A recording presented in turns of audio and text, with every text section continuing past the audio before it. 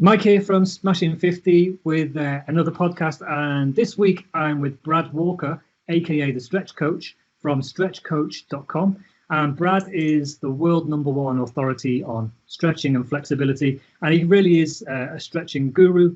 He's a best-selling author, a coach to elite athletes, a speaker. He's been featured in magazines all over the world. He's a course creator, and I'd just like to say a big welcome to you, Brad. Thanks for having me on the podcast, Mike. It's a pleasure to be here. Thank you. Yeah, you're very welcome. Could you tell us a little bit about your background, about how you got to where you are now, how you got to become the guru of stretching? That's a fairly long story, but I'll try and cut it down for you. So I've been in the industry for well over 30 years now. Started off doing some coaching when I was in my teenage years. Started working with an Olympic swim coach down in Sydney in Australia. And that sort of sparked my interest in the whole health and fitness industry. From there, I went to uni. I played with the idea of being a professional triathlete for a few years. Never quite cracked it, but had a lot of fun trying. And yeah, from there, I've worked with a number of different coaches who have sort of contributed to my journey as far as stretching is concerned. One of the coaches I had the pleasure of working with very early on had a fantastic stable of athletes that we worked with, and he was very passionate about conditioning and stretching and flexibility, and this was back in sort of the late 80s and early 90s when, a lot of this stuff was, in its infancy. So I really learned a lot from him and developed a passion for stretching and flexibility, and saw how it helped his athletes and how it helped them stay injury-free and perform at their best. So I've sort of dedicated my health and fitness career to stretching and flexibility since that time, since the sort of early 1990s. So from there, I worked with a number of athletes. I've had the pleasure of being involved in a number of companies that are sort of specifically involved with stretching and flexibility. Recently been working with a company in the US called Stretch Lab, which is bringing assisted stretching to people. They're setting up stretching studios throughout the US.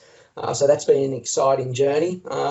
It's just been great to work with a whole, range of different people. What I find exciting now is that, there's a lot of interest in stretching and flexibility. When I started 30 years ago, people weren't really that interested in stretching and flexibility, but that's all changed now. People are starting to realise that they need to take care of themselves physically, and especially as they get older. We're a much more active society now, which is great, but people are finding that if they want to continue to be active as they get older, flexibility and mobility is something that they really need to focus on. So it's great to see an interest in that area now, and it's great to be a part of that moving forward. Mm-hmm. And you assist people in doing that through your website, through stretchcoach.com, yeah? Yes, primarily through the website. I have a number of books and DVDs and stretching tools and so forth available. I also have some certification programs for people like physical therapists and chiropractors and massage therapists and personal trainers. So through that website, I also do workshops and seminars and so forth. So I try and offer sort of a range of different things for different people. I have quite a broad target market. As I mentioned, those industries before, I do a lot of work with massage therapists, personal trainers, etc. But I also do a lot of work with just your average, ordinary, everyday person who's not the professional athlete or the serious athlete, but just someone who's looking to keep on top of their fitness and make the most of their health and fitness as they age. And that's the kind of perfect symmetry, if you like, where Smashing 50 comes in, because what I'd hope to get out of this podcast is really an overall guide, if you like, to flexibility and stretching for middle-aged men, for men in their 40s and 50s who are really starting to feel a few aches and pains and lose that flexibility and mobility that you have as a youngster. And so I've got a few questions that I'd like to just shoot at you if I can. And so just in general, like in your experience, like what would you say is the main causes of reduced flexibility, reduced mobility, and pain for this kind of age groups? Yeah, there's really no secret to it. It basically comes down to biology is one thing. As we do get older, our body does lose those, qualities like elastin and so forth that contribute to our suppleness and our flexibility. So as we get older, we lose some of that. We naturally lose some of that. The other big contributing factor is just lifestyle. And the lifestyle that a lot of us lead these days is, hunched over a computer or a cell phone or, driving a car and so forth. And that reduced activity contributes a lot to the body seizing up and stiffening up and so forth. So, there's, it'd be nice to say there's just, something that we can take a pill for that's going to fix it all. But yeah, it really just comes down to biology and lifestyle. And could you explain, like in layman's terms, if you like, how stretching works, like what it actually does to our muscles and to our tendons, and how that can have an effect, and to what effect can that have on someone who's experiencing a lot of pain or a lack of flexibility? Yeah, so there's a couple of things that stretching does from a sort of a physiological point of view. As our muscles do tighten up and become shorter, that constriction or that tightness pulls on our joints, and which leads to pain and discomfort and all that sort of stuff. So stretching helps to reverse that. It helps to lengthen the muscles out. It helps to, create more range of motion around those joints. Get more mobility, around the joints and in the muscles, and just improves that tightness or relieves some of that tightness and takes a lot of pressure off those joints. Mm-hmm. And what are the different types of stretches that we can do? Because, I've heard there are different types, whether you've got dynamic stretches, or I'm not sure of all of the terms. Yeah, so it's a really good question, and it's good that people are asking it, because for a long time when people talked about stretching, they would sort of just bunch or lump all stretching in together. And just like strength training, there's a lot of different ways to do strength training, and they all have their advantages and disadvantages. And stretching is exactly the same. There's lots of different types of stretching. There's different ways to do stretching, and it's not that one type of stretching is better than another. They all have their advantages and disadvantages, and the key is knowing when to use the right type at the right time. So broadly speaking, we have two sort of groups of stretches. We have our static stretches and our dynamic stretches. Mm-hmm. So static stretches are those stretches that are done in a static position. They're done without movement. So they're your typical stretches that a lot of people are familiar with. Those sort of get into the stretch position and then hold that stretch in a still, stable position without moving. So they're your static stretches. And then you've got your dynamic stretches, and they're stretches with movement. So things like dynamic stretching, ballistic stretching, active isolated stretching, these are all types of dynamic stretching, and they use movement to actually perform the stretch. Would an example of a dynamic stretch be like a lunge or something like that? Yeah. So a lunge or a leg swing, any sort of arm swings and so forth. So any sort of gentle bouncing or swinging type motion to take a body part to its end range of motion is considered a dynamic stretch. Mm-hmm. And this is really funny, because I did a shout out to a few of the groups that I'm in, and many people got back to me and just said, I need this. I need to know about this. I need to know about stretching. And every time I speak to somebody about stretching, everyone says, that's for me. I've got a problem here. I've got a problem there. But very few people do anything about it or know what to do in the simplest terms. Mm-hmm. And so, like, what can this target audience, people in their 40s and 50s who are not old, but are starting to feel like they are a bit old, what can they do on a daily basis to try and improve that flexibility? Yeah, so I think it's important, firstly, to understand why you're stretching, what you want to achieve by your stretching. Once you know what you want to achieve, or why you want to stretch, then you can work out the right type of stretching to use and how to use that type of stretching. So for most people, improving range of motion or just improving their flexibility is the goal. And if that's the case, if you're one of those people who want to improve your flexibility, you feel that you're tight in a particular area, then static stretching is the way to go. So firstly, if improving your range of motion is the goal, then start with static stretching. And as I said before, static stretching are those stretches where you get into the stretch position and then hold it for an extended period of time. So there's a few mistakes people make when they're doing static stretching. One of the big mistakes I see a lot of people making is stretching too hard, trying to push the stretch too hard or too far, which is actually counterproductive to actually what you're trying to achieve. So when you are doing your stretching, don't push to the point of pain. You only want to push to the point where you get a good tension in the muscle. So if we're using, say, a scale of 1 to 10, where 1 is sort of no tension at all and 10 is to the point where it's actually painful, you want to focus around that sort of 6 or 7 out of 10 on the tension scale. So that's a good guideline as to, how far you should be pushing your stretching. The other mistake I see a lot of people making is just not holding the stretch long enough.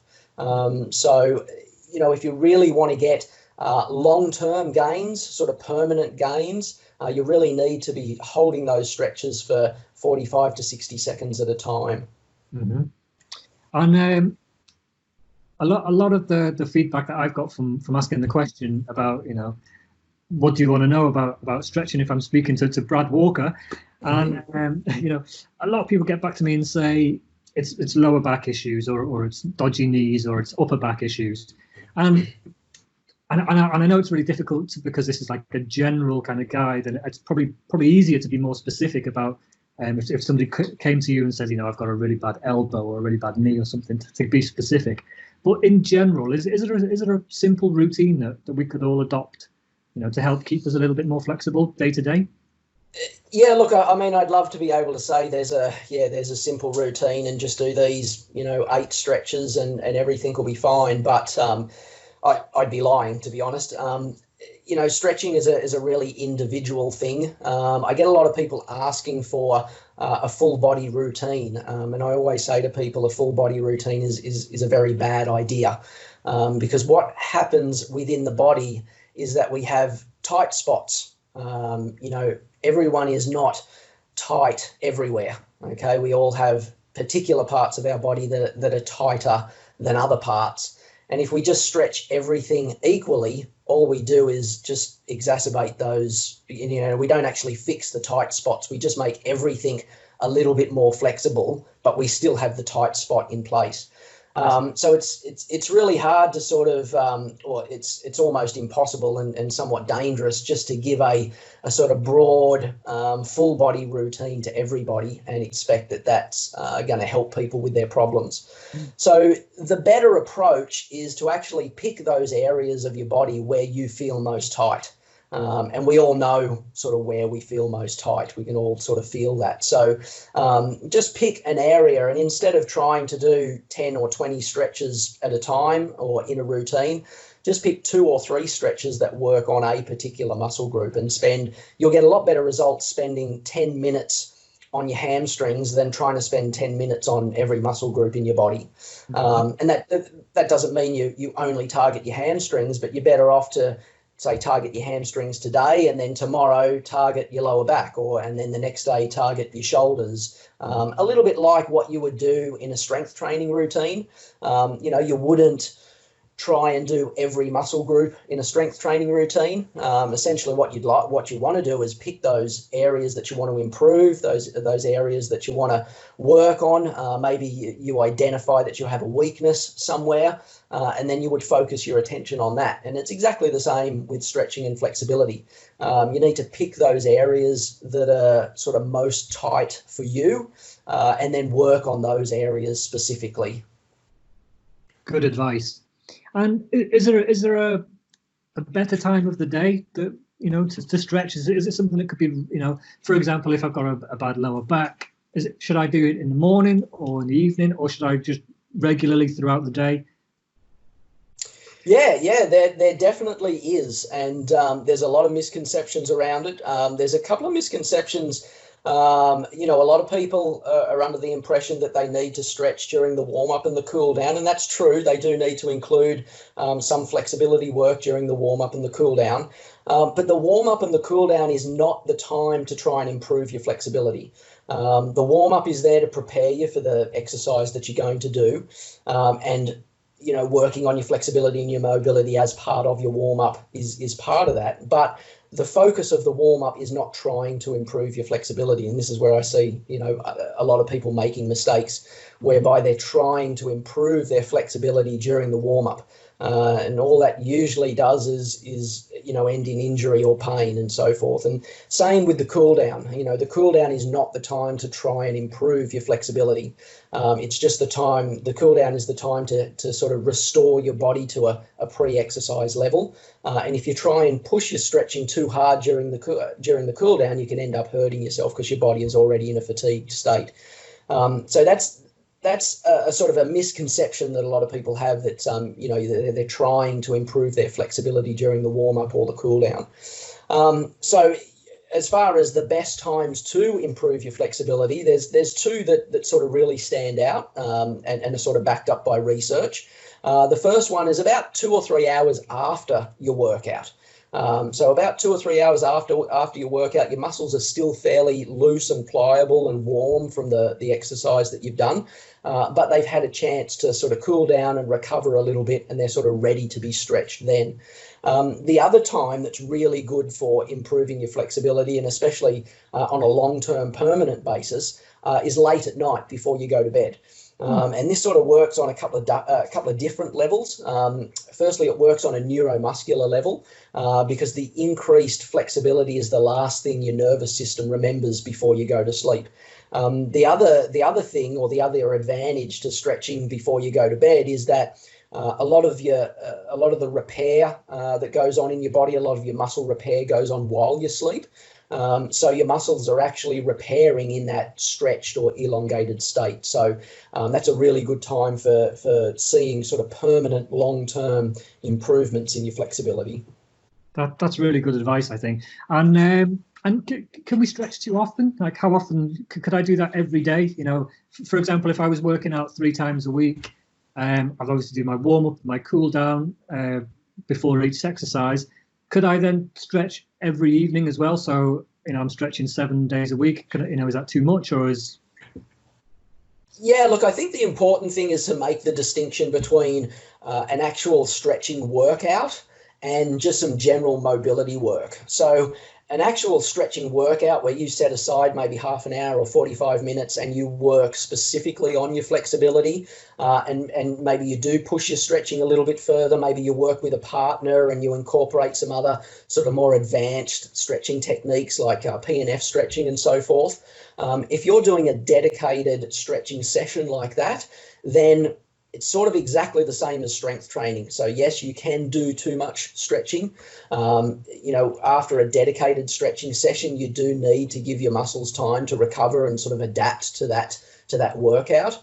But a general mobility workout whereby you do maybe some foam rolling, a little bit of self-massage, a little bit of sort of easy stretching, you can definitely do that every day. And that's actually beneficial to do that every day. Doing some of that sort of mobility work will actually help your flexibility. So as I said, that sort of foam roller work, self-massage, or doing some massage with one of those massage tools, trigger point work, all that sort of stuff. That will actually help your flexibility and range of motion quite a bit, and you can do that every day. Now, I was doing every evening before I was going to bed, I was doing the classic kind of bend over and touch your toes kind of thing. Sit down on the floor, try and touch my toes, stand up, try and touch my toes. And I was doing that continuously for about 7 or 8 days, and got my hands to the point where they were actually flat on the floor. And that was the first time I'd put my hands flat on the floor for years, actually, probably since I was a teenager. Just going from, not doing anything during the day. They were just regular days when I was in work all day. sitting at my desk doing stuff with my son, and then okay, off to bed in a few minutes. Before I go to bed, I'll just do these, because tight hamstrings and tight like pain in my lower back. Is that a good thing to do, or was I risking some kind of injury doing that? No, not at all. That's a great thing to do before you go to bed. Like I said before, throw in a little bit of mobility work, maybe with some foam rollers or trigger point balls, and you've got a great mobility workout before you go to bed, and you'll get, that'll help for those long-term gains. Now, I did that for about 8 days. Then I stopped for about 10 days, and of course, like I was back to where I could only touch my ankles, kind of thing. How long? I mean, is this something that you just need to keep doing regularly, or is there a point where you do this for 12 months and your body just gets really flexible? Yeah, look, it's a funny thing because I think a lot of people are under the impression that their flexibility should be different to every other aspect of their health and fitness. If you did 7 or 10 days of strength training in the gym and then just didn't do anything for 10 days or a couple of weeks, then you would expect that your strength would drop off quite a lot. But for some reason, people don't understand that that's exactly the same way as your flexibility works. So you do need to keep at it over the long term. Doing a few sessions of stretching isn't going to do that much. It's something that you do need to commit to on a long-term basis. And I know I keep referring back to strength training, but also cardiovascular training. If you ran for a month and you got your cardiovascular fitness up to a certain level, and then you didn't do any cardiovascular training for another month or two, then you would expect that your cardiovascular fitness would drop off quite a lot. And it's exactly the same with stretching and flexibility. The longer you do it, the easier it will come back to you. Obviously, I've been sort of in this industry for a long time. So even if I do have some time off from stretching, which I very rarely do, but even if I do occasionally have some time off from stretching, it doesn't take me very long to sort of get back to where I was before. And I think, most people who have sort of grown up with a flexibility background, so people like dancers and gymnasts and martial artists and that sort of stuff, they would find that even if they did have a long layoff from their flexibility training, that they would be able to regain it fairly quickly. But I mean, that's exactly the same with every other component of health and fitness. If you've dedicated 20 years to marathon running, and you took a year off, then it wouldn't take that person too much time to get their fitness back. But if you've never done any sort of cardiovascular training, you've never done any sort of running or anything like that, then it's going to take a while to build up to those sort of levels of fitness. And it's exactly the same with flexibility. So in actual fact, we need to be thinking about, perhaps 4 different components. We need to be thinking about our cardiovascular work. We need to be thinking about strength training, nutrition, and stretching as a full package, would you say? Yeah, I've been saying that for 30 years, so definitely. But yes, I mean, if you want the same results that you expect from your strength training, from your flexibility training, then you need to dedicate as much time to your flexibility as you do to your strength training. So that's just the way it is.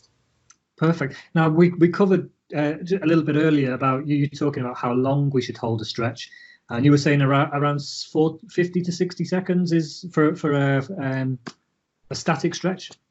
Yeah, correct. So yeah, get into that stretch position.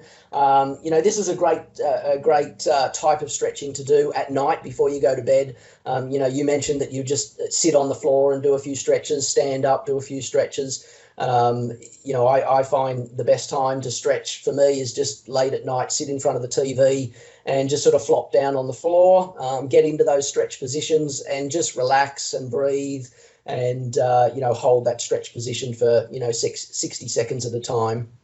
Do you recommend, I know this probably isn't a technical term, but like bouncing, like when I'm trying to go down deeper into a stretch, I kind of go forwards and backwards, like a little bounce. Is that a good technique to have? You can incorporate a little bit of movement into the stretch. Start off with your static stretch first and then incorporate a little bit of movement. The risk you run is that by bouncing or doing sort of a jerky motion with the stretch is that you trigger a mechanism called the stretch reflex, the myotatic stretch reflex. And that's little sensors within the muscle that sense how much stretch the muscle is under and sort of how quickly the muscle is being stretched. So if you bounce too hard, you actually activate that stretch reflex. And what that does is it actually contracts the muscle to protect it. And so you're sort of, you're counteracting what you're trying to do with the stretching. So you need to avoid any sort of real jerky or fast bouncing motions so that you don't trigger that stretch reflex. Perfect. Great stuff. So I think we're just about running out of time. So I'm just going to throw in a few really quick off the cuff kind of questions. Now, I threw this out to a few of the social media groups I'm in, as I said before, and asked the audience. I'm speaking to Brad Walker. He's like the world stretching guru. What should I? What do you want to ask him? Now, these are some of the things that people threw back to me. They said, I want to ask him about breathing and muscle contraction. Now, I don't know what that means, but maybe you do. Well, yeah, breathing. Obviously, that's very important as you're doing your stretching. A lot of people unconsciously sort of hold their breath while they're stretching. So it is important to sort of be aware of that. Make sure you are breathing deeply. If you're familiar with belly breathing or diaphragmatic breathing, incorporate that into your stretching. And in regards to muscle contraction and stretching, that's probably referring to a couple of different stretching techniques. The primarily one being P&F stretching, which uses both a contraction and a stretch to help stretch the target muscles. So P&F stretching is usually done with a partner. It's a slightly more advanced form of stretching. It was developed as a form of therapy and rehabilitation for injured patients. And it incorporates a contraction of the stretched muscle and then immediately followed by a relaxation and further stretching. So if you have the opportunity to work with a partner or someone who knows about P&F stretching, then that's a great form of static stretching that's really effective for improving range of motion. So I'm currently working with a company in the US called Stretch Lab, and they incorporate a lot of P&F stretching in the stretching routines that they do. So they have trained therapists that take people through an assessment. They look for imbalances, tight spots, and so forth. And then they create a stretching program or a routine specifically designed for that individual. And they use a lot of that P&F stretching to do that. And I think we just got time for just one more. Most of the people who replied to me said, ask Brad about why I've got dodgy knees. Why, and most of this age group are men in their 40s, early 50s, all with dodgy knees. Like, what can they do to kind of improve their knee strength? Do they need to improve their knee strength, or? Yeah, well, I mean, in regards to knee injuries or knee pain, there's dozens of different things that could be contributing to that. From a flexibility point of view, there's definitely some things that can contribute to knee pain. A lot of muscle tightness, either in the quadriceps or the groin or on the outside of the legs, the abductors, which are tensor fasciae lata, the iliotibial band. If these muscles tighten up, they can put a lot of strain on the knee. They can pull the knee sort of out of alignment, which can contribute to a lot of knee pain and discomfort and so forth. So it is really important to concentrate on the flexibility of those muscle groups around the knee, the quadriceps and the hip flexors to start with. But oftentimes a lot of men have a lot of groin tightness. Those adductor muscles can become quite tight. And when they become tight, they can pull, obviously, on the inside of the knee, which can cause problems and pain and so forth. So flexibility can contribute, quite a lot to, or lack of flexibility can contribute quite a lot to knee pain. So, be very, realize that and, concentrate. If you do have knee pain, maybe dedicate some time to those muscle groups around your knees. So I'd like to say thank you very much to Brad Walker, the stretch coach from stretchcoach.com, for spending a good half an hour with us and giving us all some really good information about flexibility and stretching for middle-aged men. So thank you very much, Brad. Thank you, Mike. Always appreciate coming on and answering any questions you've got. If anyone's got more questions or anything else they'd like to ask, they can jump on my website at stretchcoach.com. I've got plenty of free stuff there. I've got a stretching tips ebook that they can download for free, which sort of answers a lot of these questions and more about stretching and flexibility.